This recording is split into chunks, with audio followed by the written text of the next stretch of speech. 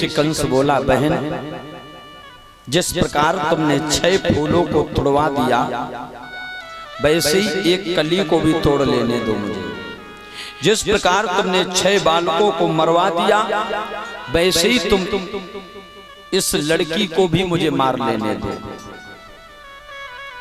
देवकी ने पैर पकड़ लिए, भैया जाए ना मारो, जब तेरी भांजी है, जाने तेरो का बिगाड़ो है, जाए मार के तो को का मिलेगो।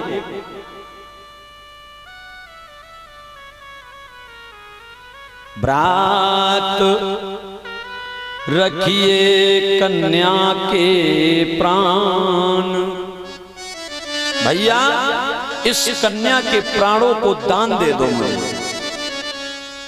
भैया गौ और बाल का बेचारी का पहुंचावे हान, गाय और बालका किसी का हान नहीं पहुंचाती है, किसी को नुकसान नहीं पहुंचाती है। भैया जिस प्रकार एक गाय को जिस खूंटे में बांध दोगी बेचारी उसी जगह बंधी रहेगी, वैसे ही ये लड़की है जिस जगह कर दूंगी उसी जगह रहेगी। ये तेरा क्या बिगाड़ पाएगी? भैया ये मेरी अंतिम निशानी है, इसे मत मारिए।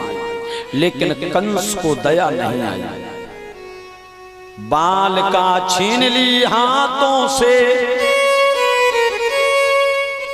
बालका को हाथों से छीन लिया और ज्यों ही घुमा करके चट्टान पर पटकना चाहा, आहा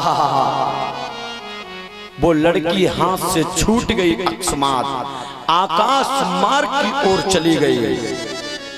और जैसे आकाश मार्ग की ओर वो लड़की गई, कंस टकटकी लगा करके उसको देखता रहा। आकाश मार्ग पर जाने के बाद उस लड़की ने आवाज लगाई, चिल्लाकर कहा, चंचला ने रे मतवाले रे अभिमानी,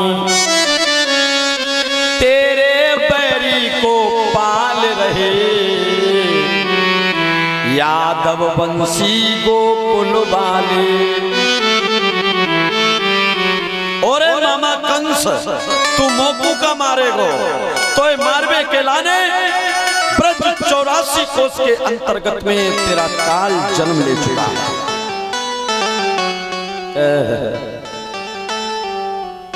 कंस को पसीना छूट गया। राम राम राम राम, ये मैंने क्या किया? जिस काल को, जिस बैरी को मारने के लिए मैंने अपने मित्र वसुदेव, अपनी बहन देवकी को जेल में डाला, उनके 6 पुत्रों की हत्या की, वो हमारे हाथ से निकल गया। नहीं, ऐसा नहीं हो सकता है। और इतना कह करके वो कन्या वहां से चली और जाकर के कहां पहुंची? विंध्याचल पर्वत पर। कौन से पर्वत पर? विंध्याचल पर्वत पर। उसी विंध्याचल पर्वत पर मां ने आसन लगाया है, नाम पड़ गया है विंध्यवासिनी। बोले विंध्यवासिनी मैया की जय हो। आज भी विंध्यवासिनी माता के दर्शन करने के लिए लोग जाया करते हैं, भक्तों की भीड़ लगती है। ये वही मां थी विंध्यवासिनी मैया। कंस विचार करने लगा, भगवान मैंने अपने बहन और बहनोई को बहुत सताया है। कंस हाथ जोड़ करके अपने बहन और बहनोई के चरणों पर गिर गया, मुझे क्षमा कर दीजिए, मैंने देवताओं के चक्कर में आकर के तुम्हारे बालकों का वध किया है, इसमें हमारा कुछ दोष नहीं है, मुझे माफ कर दो, क्षमा कर दो। वसुदेव जी ने बड़ा सुंदर उत्तर दिया है कंस को। परीक्षित महाराज, वसुदेव जी क्या बोले? कंस काल के हाथ कमान चढ़े। जिस समय काल के हाथों में कमान चढ़ता है तो चाहे बूढ़ा हो, चाहे बच्चा हो, चाहे चच्चा हो, चाहे नाती हो, चाहे बेटा हो, उसे मरना ही पड़ता है। फिर वो ये नहीं देखता है इसके प्रति कितने लोग रोएंगे और कितने लोग हंसेंगे, ये कैसा था, क्या था, क्या नहीं था। जब काल आ जाता है, मौत आ जाती है, फिर वो घड़ी टल नहीं पाती है। और बसदेव जी बोले हैं, कंस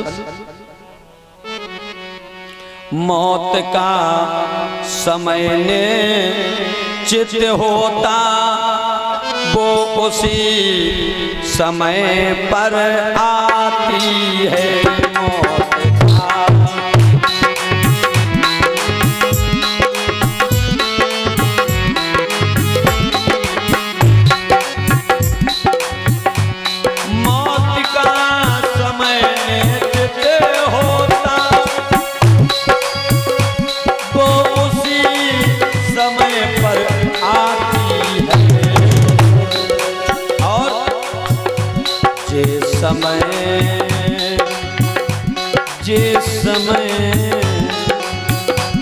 जिस समय मौत आ जाती है, वो घड़ी न टलने पाती है।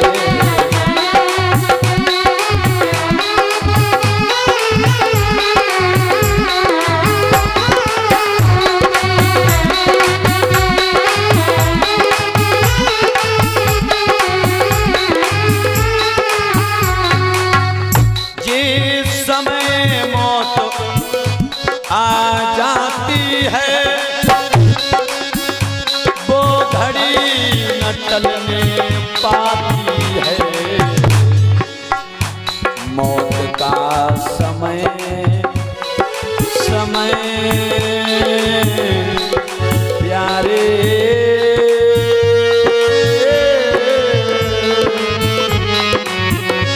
मौत का समय निश्चित होता, वो उसी समय पर आती है।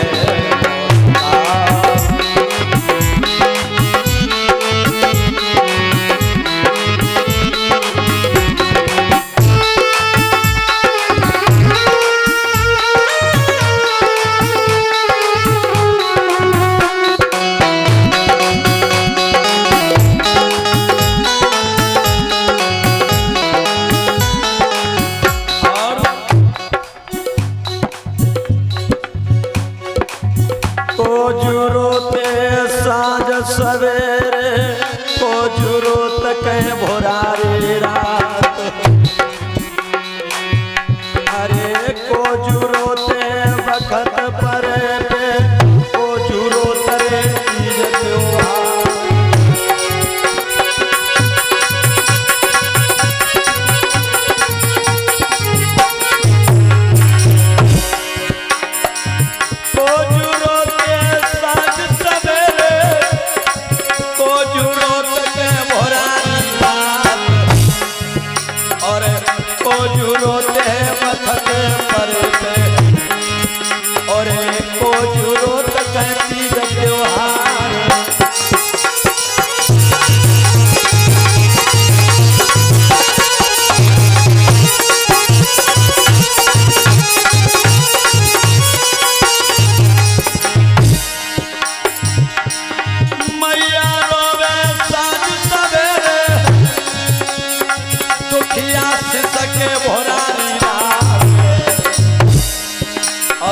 भैया रोवे बखत पर पे और पहना रोत कहती त्योहार।